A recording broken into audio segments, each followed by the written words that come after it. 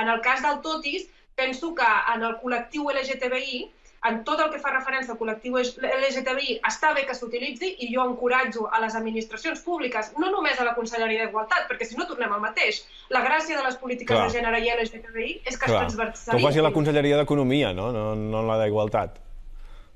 Sí, vull dir, és a dir, quan es parla de col·lectiu LGTBI i de persones no binàries, s'ha de fer. És a dir, jo crec que és una bona manera de visibilitzar una realitat que també moltes vegades no encaixa en aquest binarisme de gènere.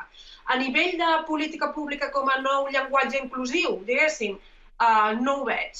I no ho veig també perquè crec que s'hauria de fer un esforç també d'utilitzar sempre el gènere d'una forma estratègica. Per exemple, hi ha moments en els quals va molt bé el desdoblament, hi ha altres moments en què no, perquè, per exemple, a l'hora d'escriure en premsa és molt farragós i algunes fórmules més impersonals van bé, i si s'utilitza el masculí com a no marcat, que s'utilitzi sempre. Quin és el problema que hem tingut?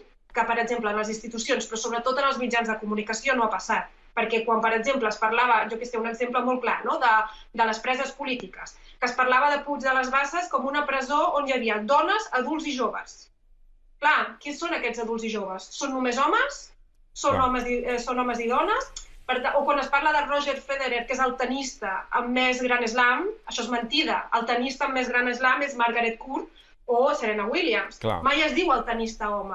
Quan es parla dels futbolistes del Barça i només és l'equip masculí, mai es parla dels futbolistes homes. És a dir, mai hem utilitzat el masculí com a gènere no marcat.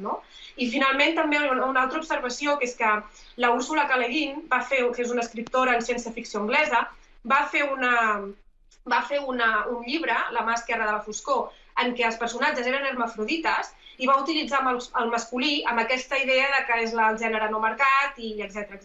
Anys després va reconèixer que això havia estat un fracàs perquè la gent, i ella mateixa al final, es pensaven que els personatges, en lloc de ser hermafrodites, eren homes que estaven embarassats, que parien, però el masculí sempre feia que la gent els considerés homes que en alguns casos podien adoptar, com per exemple una aparença o un rol de femella, però que seguien sent homes.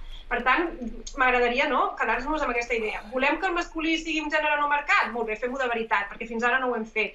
I per la resta, doncs el totis quan calgui, desdoblaments, etc. Anar combinant. Per mi m'agrada jugar.